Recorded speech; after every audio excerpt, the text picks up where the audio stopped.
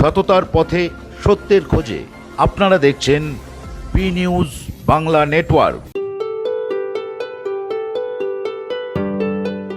12ই জানুয়ারি শুক্রবার নেতাজি সংঘের খেলার মাঠে বীর সন্ন্যাসী স্বামী বিবেকানন্দের 161তম জন্মজয়ন্তী উপলক্ষে ছোটদের ফুটবল প্রতিযোগিতার আয়োজন করা হয়েছে। প্রতি বছরের ন্যায় এবারও দুদিনব্যাপী এই অনুষ্ঠানটি আয়োজিত হয়েছে। 11ই জানুয়ারি বৃহস্পতিবার সকাল 9টায় প্রদীপ প্রজ্বলনের মাধ্যমে প্রতিযোগিতার শুভারম্ভ হয়। সেখানে অনেক স্বনামধন্য বিশিষ্ট ব্যক্তিরা উপস্থিত ছিলেন। তাদেরকে উত্তরীয় এবং বিবেকানন্দের ফটো দিয়ে বরণ করে নিলেন ক্লাবের সদস্যরাই। ছোটদের ফুটবল খেলার মধ্য দিয়ে সুন্দর একটা বার্তা দিয়েছেন সকল শিশুকে। শিশুরাই আমাদের ভবিষ্যৎ। তারা সুস্থ থাকলে, শক্তিশালী হলে তবেই তো আমাদের পৃথিবী সুন্দর বাসযোগ্য হবে। বি নিউজ বাংলা নেটওয়ার্কের প্রতিনিধি সোমা দেবনাথ, বেনুদেব।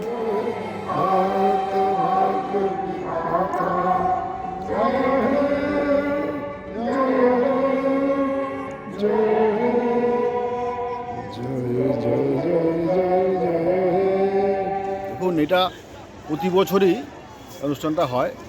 স্বামীজির আদর্শ এবং মত ছোটদের মধ্যে থেকে বিকশিত হবে। স্বামীজি বলতেন যে শক্তিশালী হও, তুমি মাঠে যাও, তোমার যদি শরীর শক্ত হয় তবেই তুমি সমাজকে নিজের কাঁধে নিতে পারবে এবং সমাজের সমস্ত দায়ভার তোমার নিতে হবে।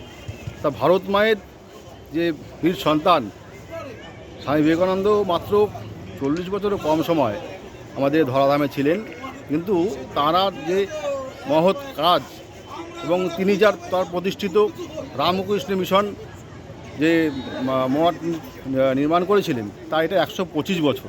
বিশেষ করে একটা তাৎপর্য যে সেবা কার্যের 125 বছর পূর্ণ হলো।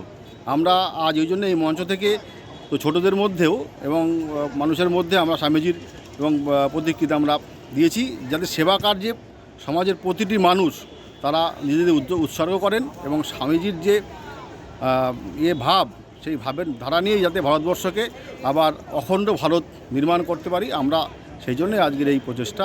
দেখুন, এখানে আমি তো গতবারও এসেছিলাম। আমি নিজে রামকৃষ্ণতে পাস করেছি, স্বামী বিবেকানন্দের আদর্শে আমি বড় হয়েছি। আমার প্রায় 70-72 বছর বয়স। তো আমি আজকে এখানে খুবই আপ্লুত যে খেলাটা দেখলাম। প্রথম কথা হচ্ছে যে এরকম খেলা তো প্রচুর মাঠে যায়। এই দুটো টিম যে খেলেছে, এদের যে বল ধরা, পাস করা বা টেকনিক্যালি এর এত সাউন্ড হয়ে যাচ্ছে ছোটো বয়সের কোচেদের সঙ্গে আমি কথা বললাম। তো এইটা যদি অল ইন্ডিয়া ফেডারেশন তো বেঙ্গলকে এখন গুরুত্ব দেয় না, সত্যি দুঃখ লাগে। আমরা এতদিন মাঠে প্রায় 50 বছর মাঠ কাটিয়ে দিলাম। কালকেও গেছিলাম ইস্টবেঙ্গল ক্লাব এবং তালতলা ইনস্টিটিউট ক্লাবেতে। তো এই আমার ধারণা যে সারা ভারতবর্ষের মধ্যে যত জেলা আছে সব জেলাকে কাউন্ট করে আমি বলছি যে 100% শিওর যে উত্তর 24 পরগনা এবং দক্ষিণ 24 পরগনা জেলা হচ্ছে সবচেয়ে বেস্ট জেলা, যেখান থেকে এত ছেলে প্রডিউসড হয়েছে। কসমসের এগেন্স্টে কলকাতায় খেলতে আসার কথা ছিল। পেলের কাছ থেকে উনি শুনেছেন যে ট্রিমেন্ডাস এনথুসিয়াজম আছে কলকাতার ফুটবলে, এবং আমার কাছে যখন উনি শুনতে পারলেন যে এখানে যে ইস্টবেঙ্গল, মোহনবাগান বা মডার্ন, এই তিনটে আবেগের টিম যাদের পেছনে কোটি কোটি সমর্থক, এদের খেলায় বা যে কোনো ফুটবল খেলাতে মানে 10 থেকে 20,000 লোক হয়, এবং কলকাতা মাঠের এই তিনটে টিমের খেলায় প্রায় 30,000-50,000 লোক হয়। শুনে উনি বললেন যে দেশের ফুটবলে এত দর্শক হয় তারা ডেভেলপ করতে পারছে না, এটা তোমাদের কর্মকর্তাদের ডেফিসিয়েন্সি। এবং সেইটার সঙ্গে সঙ্গে আমি প্রিয়তাকে জানিয়েছিলাম। পরে এসে আমি আইএফএতেও বারবার বলেছি, আমি অনেকবার বেঙ্গল টিম নিয়ে গেছি জুনিয়রের। তো আমরা কিন্তু যে 98 সাল আজ হয়েছে 2023, সেই জায়গায় যেতে পারছি না, উল্টে পেছিয়ে যাচ্ছে, অন্যান্য প্রভিন্স এগিয়ে যাচ্ছে। আমার মনে হয় ইউথ ডেভেলপমেন্ট প্রসেসিংটা যদি ঠিক হয় এবং জুনিয়রদের নিয়ে যারা কাজ করছে তাদের যদি সঠিক প্রশিক্ষণ, মানে তাদেরকে বিদেশি কোচের এসে ট্রেনিং দিন, সেটা কাজ হবে। এই বিদেশি কোচ আর বিদেশি প্লেয়ার নিয়ে এসে ফুটবলের উন্নতি হবে। সজাগ থাকতে হবে। আর সবচেয়ে ভালো লেগেছে এখানে এই যে 2 বছর ধরে এই টুর্নামেন্টটা এমন একটা দিন এটা হয়, 12 তারিখ স্বামী বিবেকানন্দের জন্মদিন। আমি নিজে বিবেকানন্দ অনুপ্রাণিত হয়ে আমার জীবনে সে খেলাধুলা, গান বাজনা বা সামাজিক কাজকর্মের মধ্যে যুক্ত থাকি।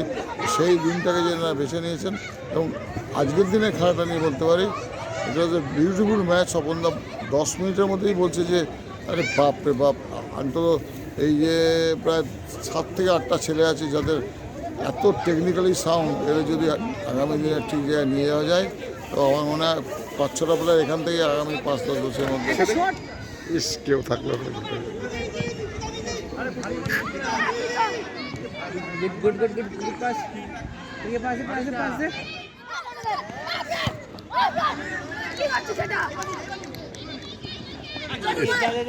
এ বাবা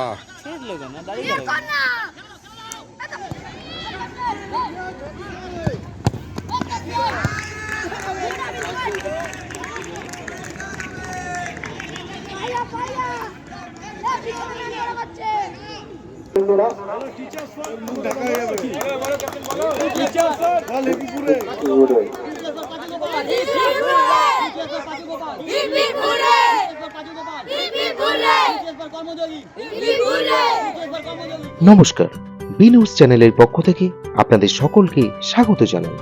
আমাদের চ্যানেলের আরো আপডেট পেতে আজই চ্যানেলটিকে সাবস্ক্রাইব করুন, সাথে থাকুন, পাশে থাকুন।